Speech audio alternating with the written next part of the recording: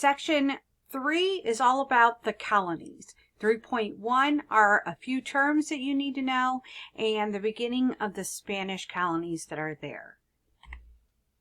So let's get started. You can see on this map all the various colonies that are there. You can see here purple, the Dutch are right here, the New Netherlands. Of course, all of these have locations in the Caribbean where they have taken control.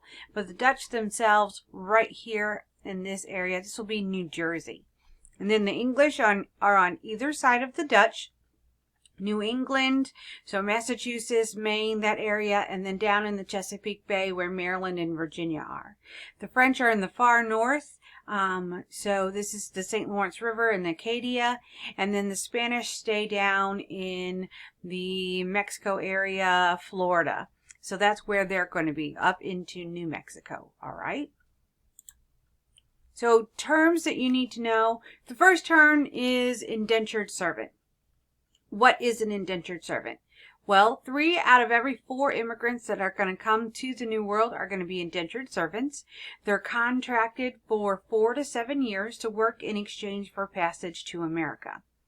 The first Africans to reach North America came as indentures, and they came in 1619.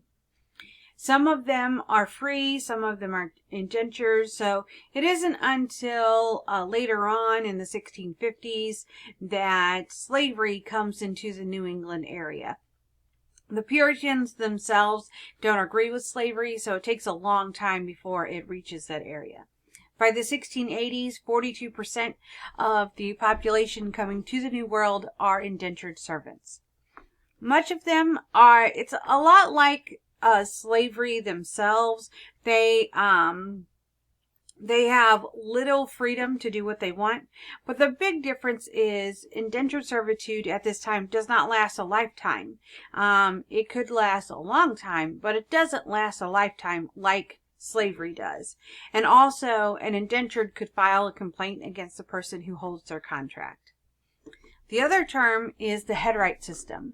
The headright system is a way to attract immigrants, usually 50 to 150 acres, to anyone who paid, they paid the way or their own way or the way of an immigrant's way to get to the New World. So if I was an individual who paid for 100 people to come to the New World and I received 100 acres per person, that's 10,000 acres just for me. Originally, they were promised representation. Those individuals who joined up in the headright system and paid for individuals to come to the New World told them that if they did this, once there was enough of them, they could become part of Parliament and have a say in government. It's very popular in the southern colonies. It's not so much in New England, more of the Puritans coming to New England for religious reasons, but for farming and agricultural things, it is used a lot for that system. So some terms that you need to know. Let's move me out of the way. A frontier of inclusion. Frontier of inclusion is colonization where the local native population is included or involved with the development of that colony. So the French were very much a frontier of inclusion. They worked with the native population to establish those colonies so that they could do better.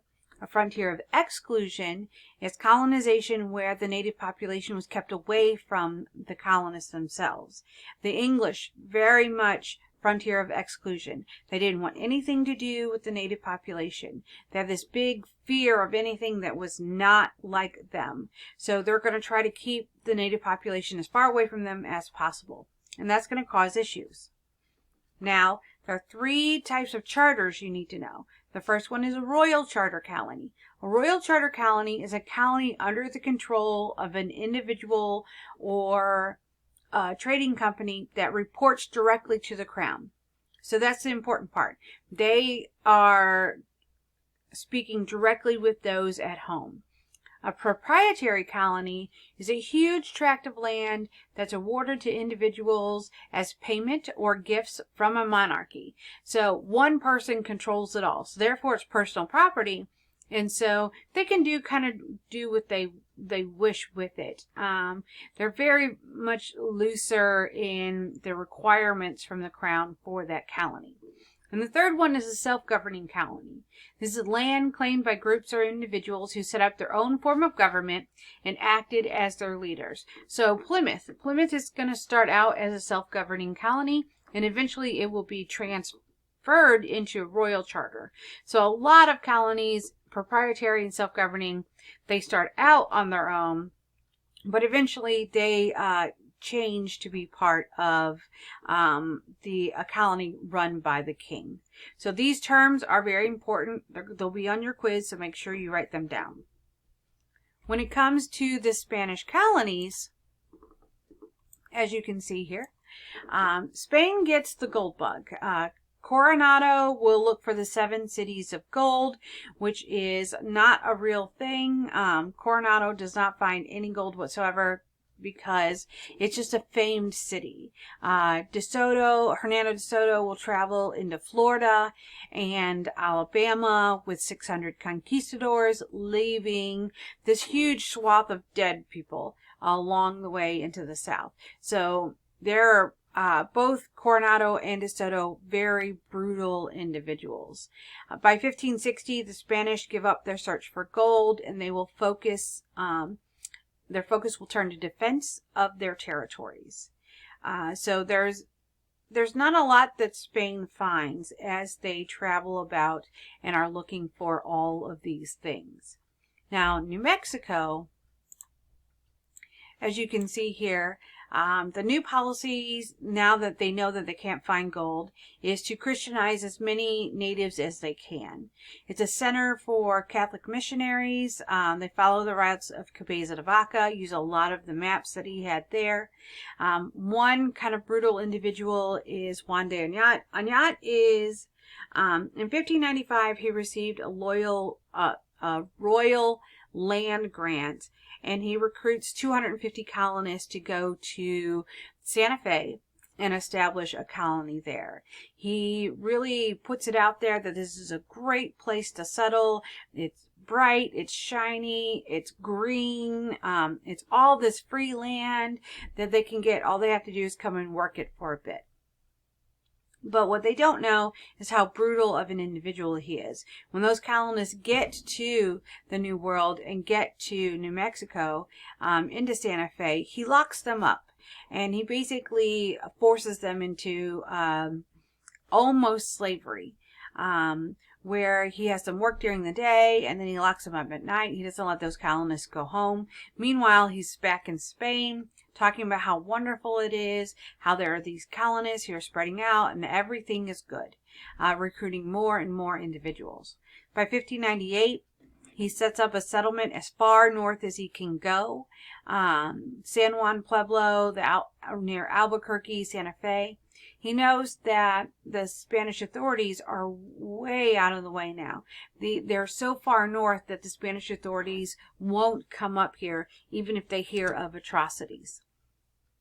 And so he's doing a lot of brutal things against the native population that is there. And this is going to lead to the Acoma Revolt. In 1598, he's demanding supplies from natives every single month.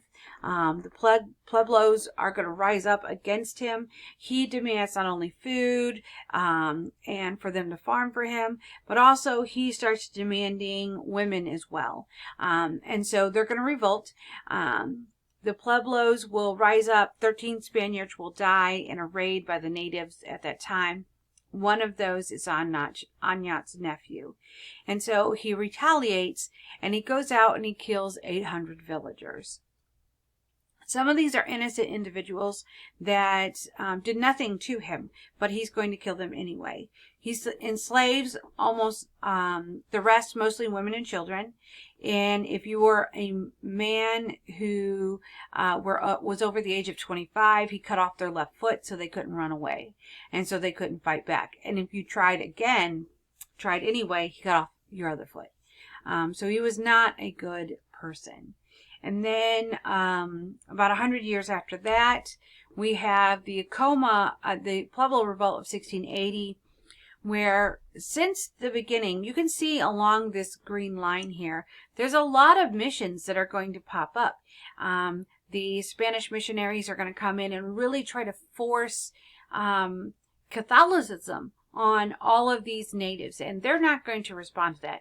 At first, what's going on is they're adding Catholicism to their religious idea, to their lifestyle, but it's an addition, it's not a conversion.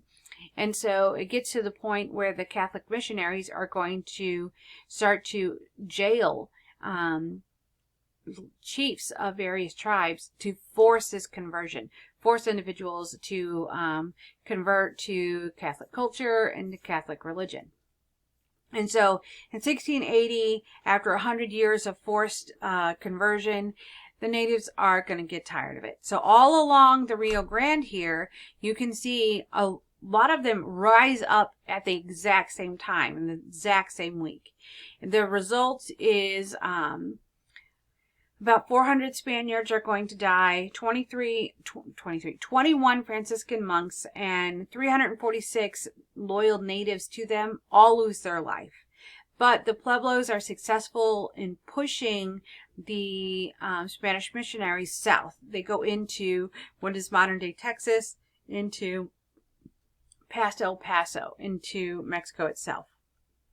And in doing so, it leaves the area free of Spanish control. A lot of those locations, those missions, those towns that were there were just left alone. The natives got what they wanted, so they just go out there and they just leave them alone. So when the Spanish come back in the 1700s into the area, they find all these buildings that are still standing they have to do a little repair, but they're still there and they can move right in. So that is the Spanish. So then next slide presentation we're going to go to is going to be at the French and the Dutch.